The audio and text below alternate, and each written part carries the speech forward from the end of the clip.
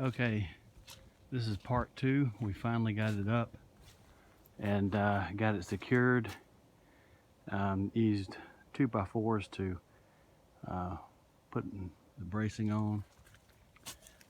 The anchors, or the earth anchors that you can get at Tractor Supply.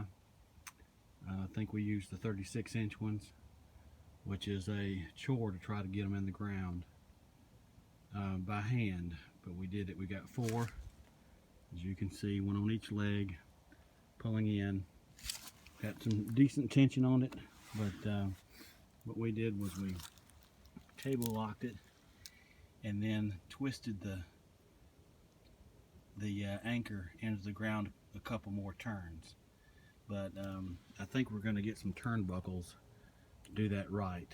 I mean, it's holding it for now, but you can get some turnbuckles that will do a better job than what we have done here. So we're going to do that.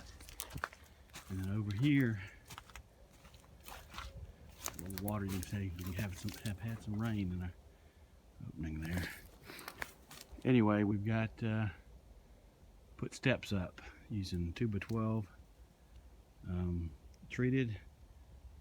Put them on blocks on the lower end, and have lag bolted 4x4s that were put in the ground a couple of feet, and that is the basis for our handrails. It's also stabilizing the steps and giving some stabilization to the structure as well.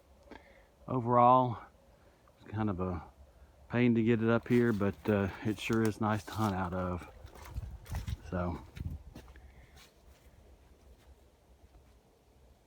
it's a 4x8.